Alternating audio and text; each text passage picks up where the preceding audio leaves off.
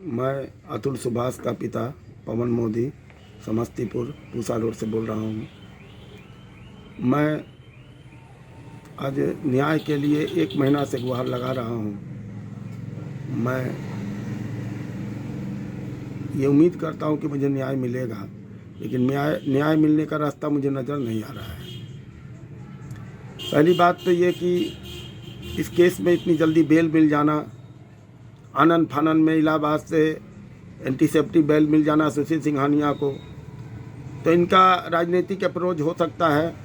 हम लोग छोटे से लोग हैं, बिहार में रहते हैं। मेरा बेटा इन लोग की टॉर्चर से, इन लोग के लालच के कारण मेरा बेटा फांसी पर चढ़ गया है। और हम लोग ने पोते के लिए गुहार लगाया तो सुप्रीम कोर्ट ने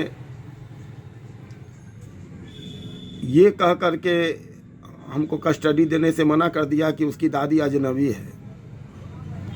मुझे ये न्याय प्रणाली पर ये प्रश्न मैं खड़ा करता हूँ कि न्याय प्रणाली क्या है। 1-2 साल के बच्चे को भी उसने बोर्डिंग पर रखा, उसको बच्चे से प्रेम है। 3 साल के बच्चे को भी बोर्डिंग में रखा तो उसको अपने बच्चे से प्रेम है। मैं ये जानना चाहता हूँ उसकी रिकॉर्ड क्यों नहीं देखा जाता है। क्या न्यायपालिका जो है सो बोलते का मीडिया से और इससे कोई हम लोग को ये लेना देना नहीं है। मैं अपनी आवाज़ कैसे पहुंचा सकता हूं? मैं डायरेक्ट तो किसी से बात नहीं कर सकता, मोदी जी से, योगी जी से बात नहीं कर सकता हूं। मैं तो अपनी आवाज़ को इसी माध्यम से पहुंचा सकता हूं ना। मैं एक छोटा सा आदमी हूं, मेरा कोई अप्रोच नहीं है, ना कोई राजनीतिक मेरा कोई अप्रोच है। तो मैं तो अपनी बात को इसी माध्यम से पहुंचा सकता हूं। क्या छोटे लोगों को अपनी बात बोलने का कोई हक नहीं है भारत में? क्या उसको न्याय मिलने के लिए एक जज, जिसका अंतिम समय में मेरा बेटा लिख के गया है, वीडियो बना के गया है रीता कौशिक के बारे में, क्या वो जज हो गई तो उसके ऊपर में कोई जांच नहीं होनी चाहिए? क्या जज हो जाना एक बहुत बड़ा भगवान के रूप में हो जाना है कि उसके ऊपर कोई जांच नहीं होगी? कोई जज करप्ट नहीं होता है। पुलिस वाला उससे कुछ पूछ नहीं सकता है, क्योंकि पुलिस वाले जब जाते हैं उसके यहाँ तो उनको सलाम करते हैं। और आज भी जज वहीं है, उस पर कोई कार्रवाई नहीं हुई है। इलाहाबाद में भी कोई उसके ऊपर जांच का कोई 1 महीना हो गया, अभी तक कोई जांच नहीं हुई। मैं ये जानना चाहता हूँ कि क्या यही न्याय प्रणाली होगी? फिर ऐसे ही अतुल सुभाष अपने फांसी पर चढ़ेंगे? 1 महीना में अभी तक कोई भी बात नहीं हुई, ना संसद में कोई इसकी चर्चा हुई है। मैं तो ताज्जुब करता हूँ, छोटी छोटी बातों को संसद में उठाया जाता है, और इतनी बड़ी बात जिस पर एक जज करप्ट होने की बात है, उसके भी बारे में कोई जांच की कोई व्यवस्था नहीं है। योगी जी और मोदी जी और राष्ट्रपति जी सबसे मैं गुहार लगा चुका हूं, और आज भी लगाता हूं कि मुझे न्याय मिलना चाहिए। न्याय नहीं मिला तो ये देश पर, इस कानून पर कोई विश्वास नहीं करेगा। और आप लोग संसद में छोटी छोटी बात पर इतना हल्ला हो जाता है। वहाँ पर आज मेरा बेटा फांसी पर चढ़ गया इस न्याय व्यवस्था के कारण, जज के करप्ट होने के कारण। रीता कौशिक को अभी तक वहीं पर रखा गया, उसको कम से कम दरकिनार भी नहीं किया गया, सस्पेंड भी नहीं किया गया है।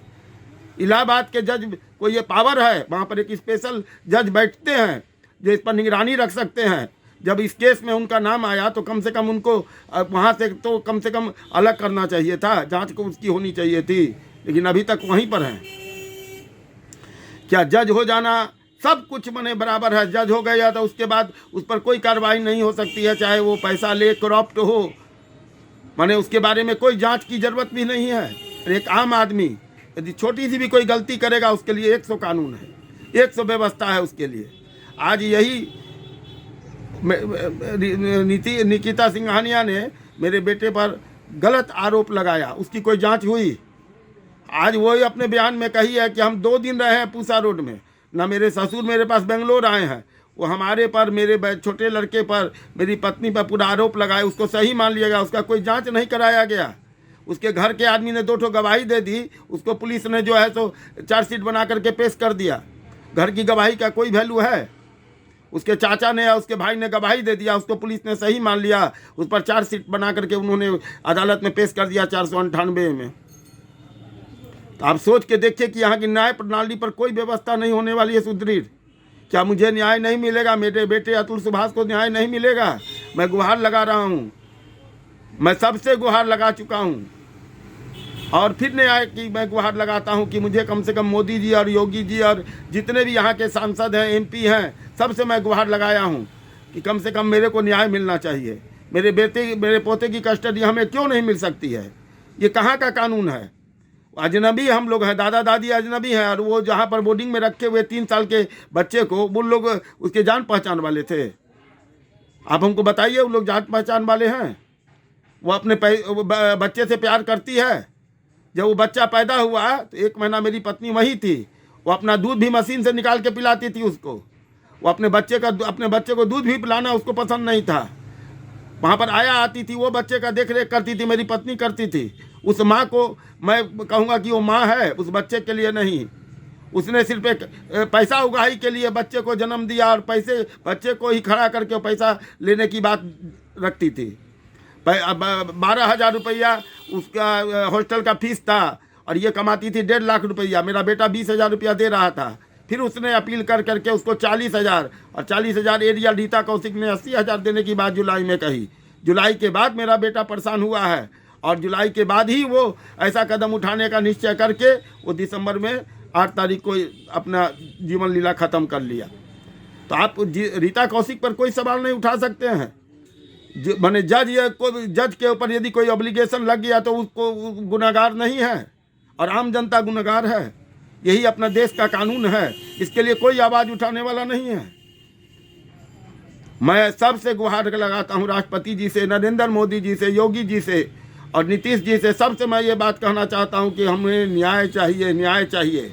और नहीं तो मैं अपने बेटे की अस्थि को जौनपुर के गटर पर जाके बहा दूंगा, ये मेरा निश्चय है। और हम लोग भी आत्महत्या कर लेंगे।